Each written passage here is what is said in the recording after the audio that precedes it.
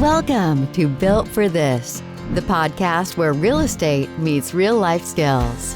Hosted by Andrea Lane and Alyssa Bicar, each episode features investors turning their unique edge into long-term rental success. Hello and welcome to the Built for This podcast. I am your co-host, Alyssa Bicar, here with my partner in crime, Andrea Lane, the fearless real estate investor. And today I'm excited to invite you to listen to Karrin Miller from Charlotte, North Carolina. She owns 6 units right now, and she works in the nonprofit area. So I'm very excited to hear about what you have to say. So with that, Karrin, why did you get into real estate? Well, first off, thank you so much for inviting me. This is exciting. Well, as you said, I am currently in the nonprofit, but it didn't necessarily start that way. What happened was around 2018, my husband and I had 4, or still do, have 4 children, and I was working full time and working for years in the higher ed sales world, and it had been morphine. And so we'd been looking for an opportunity for me to be a lot more flexible with our schedule, given our children. So my husband had some colleagues that had been doing some real estate investing. And so we thought that was fascinating. And I'm an entrepreneur spirit as is, so I always was trying to figure something out. So one thing led to another, and we had a duplex in our portfolio. And we literally just bought it off of realtor.com. And we used a realtor that the colleagues had suggested, and she was fantastic. And so we bought a duplex kind of site, like we're just not really understanding what we were doing, but the numbers made sense.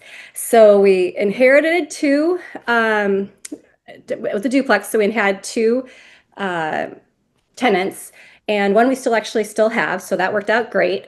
And this was in 2018, so that says a lot. And so we still have them, but the first year we went through the occupancy rate of 50-50. We lost one right away. And so we were kind of trying to figure out what to do with the numbers, of course, with one side not being income generating. And at the same time, we were looking at buying 2 additional duplexes that were right next to each other. So basically it was a 4-plex that also had it only had 50% occupancy rate. So right there, we were running into half of our portfolio not having any income. So I have a question. Alyssa, yes. So I'm hearing you say, like, I got into it for flexibility. And I'm hearing you go, like, everything went sideways. Yes, it sure did. Yeah. Thankfully, the kids go to school. Oh, yeah. Listen, I mean, we've all been there. So wanting to get in there for flexibility and then kind of managing what came up, it sounds like you got into it for, cash flow reasons. You said that you had some friends that were doing investing and it looked cool. So what was the reason why, like, what was the ultimate end for becoming a real estate investor for you two? Well, cash flow for our families. We have one that has special needs and he goes to a special ed school. So we always have in mind my income would help support that. And then long-term investing. So that was basically where we were. And this fit both of those criteria. I mean, so thank you for answering, because the reason why we get into it, like the flexibility, that's our long-term. It sounds like that's your long-term, and for us too, is to be able to have that freedom of lifestyle to do what you want to do when you want to do it, and that cash flow that supports it. So when you say you were getting ready to buy another 2 duplexes, like, was the same why anchored to the next acquisition? 100%. And you were willing to do that, even though the other one was still 50% not cash flowing. I bet there's a lot of trauma involved. I don't remember all the details, but it was all morphed together. Yeah, it was all on the same timeline. And I think we were already in the process and under contract when things kind of happened. It was a lot of fun. And basically, I come from the Midwest. I come from Iowa. And so with that mentality, you just kind of make things work. And so, I had what was great was because when you have empty units, you can get work done. So when you have an electrician, you can kind of use them and for locations. So we just kind of kept thinking of that. And we also used to think like, oh, this is a great tax write-off. So we tried to be positive. I love it. I mean, I own a lot of rentals with um, people who in need, and it's always a struggle to balance it both. And I love that you just pushed through. The ones who win just keep moving. So congratulations to you. Oh, That's well, thank really you. And thank you wonderful. for being a trailblazer there. So what do you love most about what you do? Well, I going in, it would be the flexibility, but now I just find such joy. I just love it. Our areas are in, not so safe areas. And in 2018, for example, we bought the four units on a street that, unbeknownst to me, was very, very dangerous. And I mean, I knew it wasn't great, but to the level, I had no idea. And we had the HVAC because we bought knowing that we'd have to put in HVAC. These were units that didn't even have air conditioning in the Carolinas. So we knew that was one thing that we were going to do right away for these tenants. And so I was, these guys were working hard. No air conditioning, obviously, because they were doing HVAC. So I said, well, can I just order pizza for you guys? And they're like, yes, please. Well, no one would deliver pizza to this address because it was so dangerous. So I learned quickly about the zip code and the street address and what was going on. So, needless to say, what's interesting about having that after being there, because I am an active landlord, they don't necessarily know I'm the landlord, but I'm there regularly when things are turning over. People get to know me, and so I think it's great that I become part of the community. And neighbors, what's going on, asking, what's available. Oh, I have a grandma or I have a cousin, and on the street looking for tenants. So it really is a neighborhood location, which I enjoy too. That's great. And you just proved the point of understanding exactly where your location is so important because what's good on one block may not be good on another. Yes. Uh, so Location, location, location. Andrea's mentorship, she's always talking about know your zip code and exactly how to go and do that kind of analysis. And kudos to you for being part of that community. So I heard you say a little bit about being in higher education sales Yeah. and having that entrepreneurial spirit. So tell me a little bit about how do you feel your professional skills and your personal skills translated into your real estate investment business endeavors? That's an interesting question. I worked specifically with math and scientists for years. So, and the higher educational space. So they were highly educated, but their people skills sometimes were lacking. Let's just put it that way. They were great people, but that did teach me to talk to anybody and to be able to see what their needs are as well as come to a mutual agreement. And quite frankly, those skills I have used with every tenant I've had. There's I range the gamut from people directly off the streets. One who's struggling is probably still on the streets now. She didn't like to leave that lifestyle. And to vets that were displaced. I also have some single moms as well as elderly. So with that comes a wide range that also comes with a wide range of skill sets. So I've had to teach a few people, for example, the concept of scrubbing a toilet in a kind way and things like that. So there's life skills that some of us, just are born with, or we're not born with, but we're raised around at a very young age. And then there's others that aren't. So having to teach those skills in a kind way that doesn't demoralize them, but also gives them the skills necessary for life, uh, has been an interesting adventure.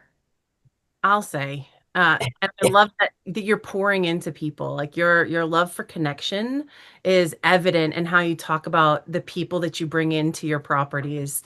And that people skills and like supporting the community. It feels like I'm feeling a common thread pull out from why you love what you do in real estate. So the thing that I'm most curious about right now is like your unfair advantage. You said you have sales background, you have people skills, you care a lot.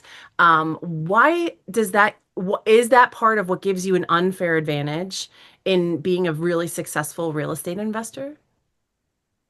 Well, that's nice that you say I'm very successful. It depends on the month when you look at the numbers. Talking like a true investment But investor. I mean, I think it does take somebody who's willing to dive in. I fall into the Instagram loop probably like everybody else right now. Um, like, oh, if only I would get hard money lending, and if I would do this, I could have 150, units right now. To me, that would be, I mean, I would think that'd be really cool in a lot of ways, but also that would give me so much anxiety because I mean, maybe I can get myself there someday. Excuse me. But as to it being an unfair advantage, I think people who are in this industry are people that tend to look in this field. I mean, I don't think people who are in this industry who aren't people or at least researchers or something like that, because even if you're doing the Instagram world, your Instagram, you're looking for that kind of thing. So I don't know if that's answering your question, but I think they're people in this industry are people that are willing to work and think and research. I Well, love that. my experience is not that everyone Oh there. no. And as far as owning hundreds of units, I'm there. Be careful what you wish for. Yeah. It is wonderful and exciting, but don't grow it too quickly unless you have a great team around you. Just my 2 cents. So, what's been your biggest challenge or struggle lately in real estate?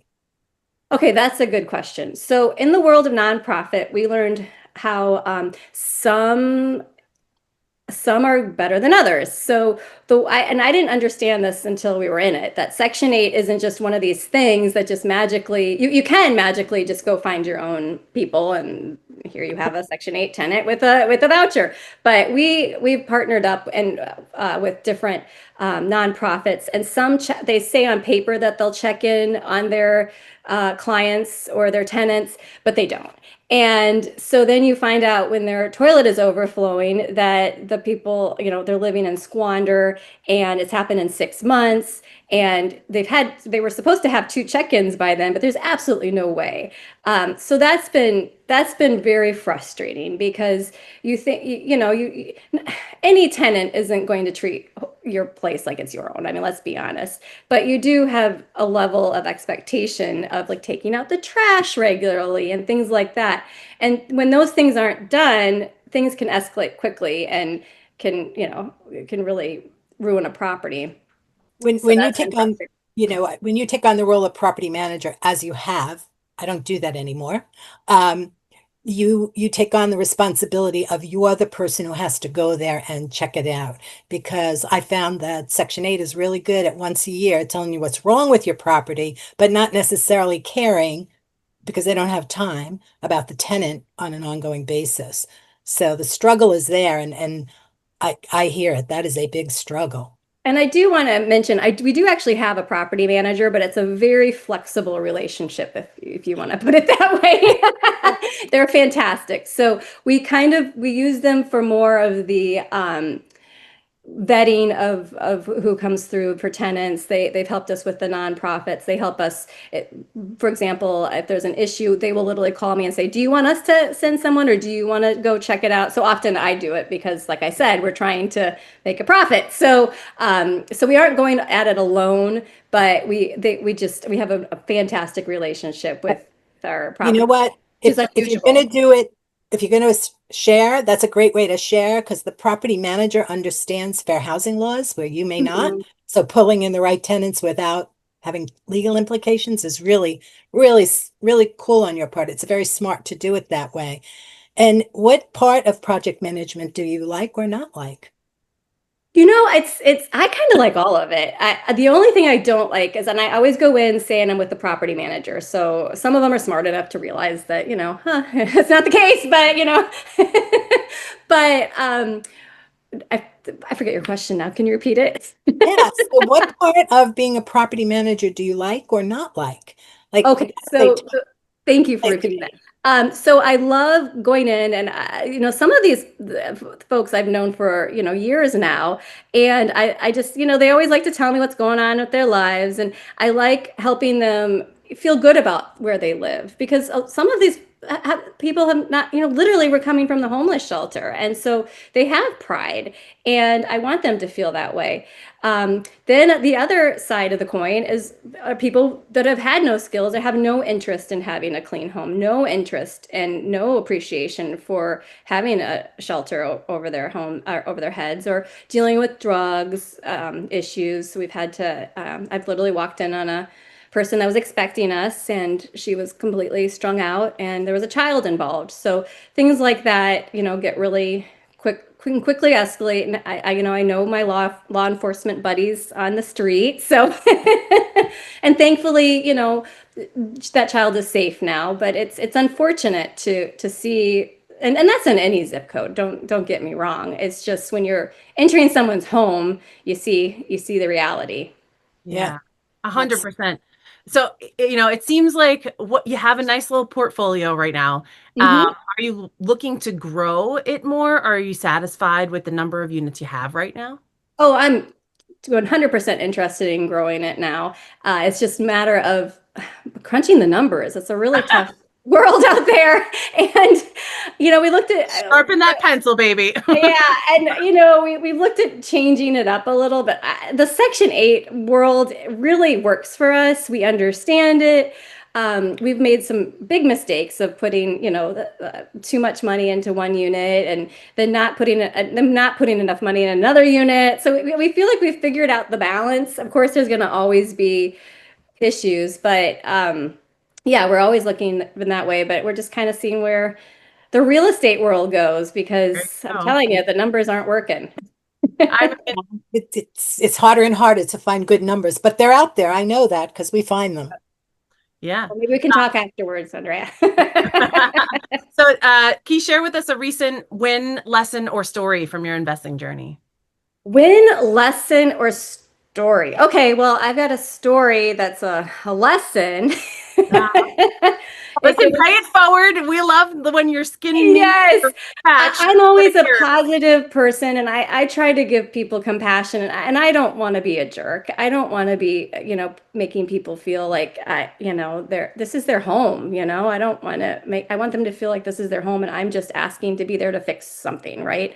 But we had a tenant where a property manager called me and it wasn't the right person in the property, and of course they're duplexes, so they share a wall. And the tenant next door had been complaining that the tenant and friends were howling at the moon at 2 a.m. consistently. And there was also quite a lot of drug activity happening. Needless to say, this backs up to an elementary school. So, this is one of those cases. So you feel like, okay, we gotta figure out what's going on. Well, we find out there's about 6 people living in a 800 square foot home. Real estate or my property manager we get them evicted. Well, they evict them, and so what I did was I go in to see the condition, and they told me, oh yeah, they're safe. Well, I walk in, and someone was taking a shower. Needless to say, I do bring backup. I bring my Springer Doodle with me, 25 pounds of of love. So I'm like saying to my dog, okay, dog, let's get out of here. Up, okay. And a woman walks out in her late 50s and it's like, oh, I'm just taking a shower. I'm like, well, honey, you're not supposed to be here. So she's like, okay. And I find out she's been camping in the backyard of the duplex for a couple weeks. She had a whole setup with a twin bed, a beautiful quilt, stuffed animals lined up, all sorts of things. So I said, okay, well, bye. And so then I called the property manager. I'm like, what do I do? And he's like, we need to call the police. I'm like, well, I'm not going to stick around for this. And so he met up with me so we had the police there because I didn't know the laws. So you have to say, we don't want you have to verbally say to the person that you need to leave. So we did that. And we actually gave her 48 hours. Well, that 48 hours came and went. She was still there. We had to deal with this about 4 times with the police, and finally she left. So about a month later, she's gone, and we have a new tenant in place, about to be in place. And so I go in just to check everything up, and she comes again to get her mail. So we had to get the police again, and so we had to do a restraining order. So these are things that I just, I don't want to say I'm a avoid confrontation, but this is not confrontation I want to have. But I'm learning the laws. I'm learning how to do it kindly, but also safely. So I don't know if that's a good Yeah, story for yeah, someone, but it's, absolutely. What it's a the great world, story. yeah, the world we live in. Yeah. So as we're wrapping up our interview, what exciting plans do you have for the next 6 or 12 months? Well, I do want to crunch the numbers. Today is what, September 4th. I have a couple months of kids in school again, so I can be researching again. I don't try and do anything during the summer vacation except for, that's why I'm property manager. But yeah, I'm really excited to try and get a couple. I love duplexes, but maybe a fourplex is kind of where we're at. But I do want to stay where we're within driving distance for myself to be able to be involved, but someday maybe further out. But I think this is where we want to stick. Oh, we Great. love That's investors awesome. who want to grow. I mean, sky's the limit, but also we really appreciate and you've really done a beautiful job of bringing us in and our audience into hearing kind of what it takes from the road traveled. We sometimes start with these ideas of what is and what could be, but sharing your wins, sharing your lessons, and kind of your whys and your motivation, it really does help to pay it forward to other people. So thank you so much for spending your time with us and with our audience here today, and sharing your insights and your tips. So if people would like to connect with you after they've heard this interview, where should they go to find you? Oh, great. Thank you.